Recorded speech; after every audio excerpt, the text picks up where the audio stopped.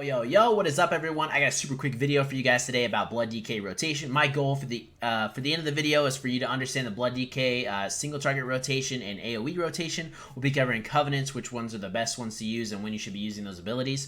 Also, I'm going to give you a quick rundown for all the abilities just in general and some general tips of when to use them. I mostly do M+, but this also works for M+ and rating. So yeah, let me know if I achieve that goal or reach that goal down in the comments below if you guys have a better understanding for just Blood DK in general. If there's something I missed or something I should have included, feel free to let me know down in the comments below. I'd love to know, and I'm sure other people would too. So let's jump right into it. If you like the video, and consider hitting that subscribe button. Our goal is to hit 1,000 subscribers by the end of the year, and it's going to happen with your help.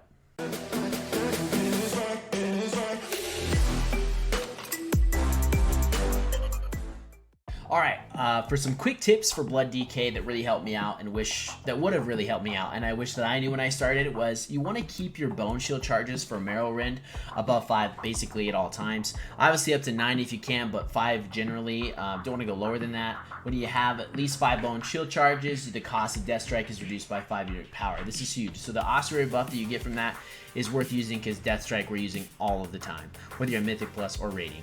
The next one is for Lichborn. Basically, you can become undead for 10 seconds, which also increases your leech by 10%, and you're immune to Charm, Fear, and Sleep. I didn't use this a lot when I first started, but there's a really cool tip here. Now that you're undead, you can use Death Coil to heal yourself from range, which is awesome because obviously you know you don't have a lot of ranged abilities as Blood DK. There's a situation where you might be farther away from the target but about to die. You can use Lichborn and then Death Coil to heal yourself. Super big thing. It saved my life more than once.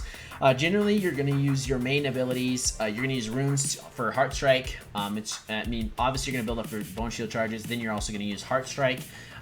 It's your main damaging ability for almost everything. You'll spend Runic Power on Death Strike just to heal yourself, or if you're overcapping on Rune Power. In AoE situations, you're going to switch actually to Blood Boil if you don't need to heal. That's important. If you don't need to heal, switch to Blood Boil. It applies Blood Plague, and it just does more damage overall. Your best covenants are going to be Necro, Kyrian, and Night Fae. Necro is super easy to pick up, especially if you're first starting out. The ability looks super cool, and it's great for grabbing mobs. Kyrian is great for damage just overall, just basically a damage buff every time you're using the ability, and is good for rating usually. Night Fae is great for defense and offers a decent strength buff and increases your armor or reduces damage basically enemies do to you. So it's fantastic for M+, especially if you're pushing higher content, or you feel like you're dying a lot or anything like that. Usually you probably won't feel like that because you're Blood DK, but just thought I'd let you know. I personally love Night Fae too because the ability just looks awesome. So yeah. So those are just quick tips. Hope they helped you out. Alright, so for Night Fae single target, it's a little bit different, but basically the same for most of it.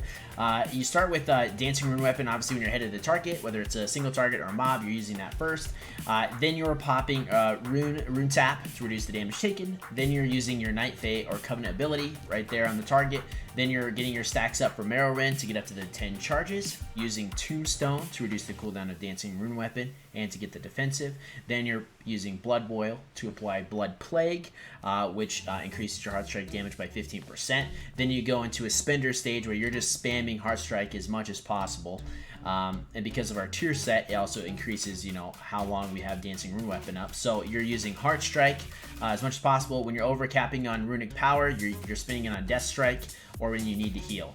As soon as Dancing Rune Weapon comes off cooldown, you're using it again, and then you're using Tombstone right after to reduce the cooldown, and then you're basically keeping Death's Due up at all times. For single target, if you're Kyrian or Necro, you're going to lead with your Covenant ability. So for Necro, Abomination Limb. For Kyrian, Shackle the Unworthy.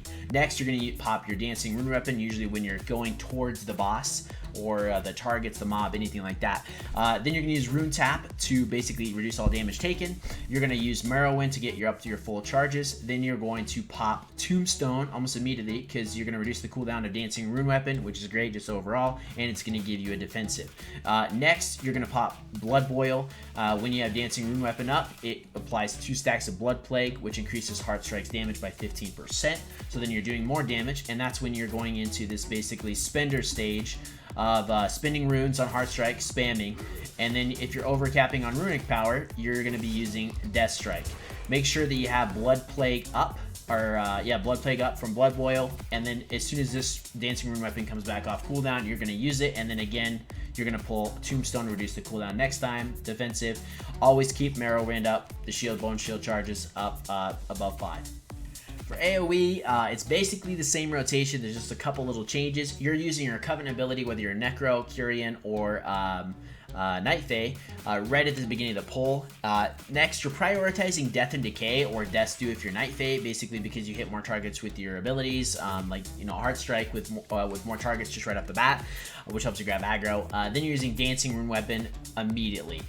Usually you want it, like, it's in quick succession, so you're using the, you know, you're using your Covenant ability, then you're, which in this case for Night Fae, it's nice because it's, you know, it is my Death and Decay, but you use your Abomination Limb or your Kyrian Unshackle, you use that ability, then you're using Dancing Rune Weapon, using Rune Tap to reduce damage, Marrow Wind to build up the Bone Shield charges and keep the Ossuary buff.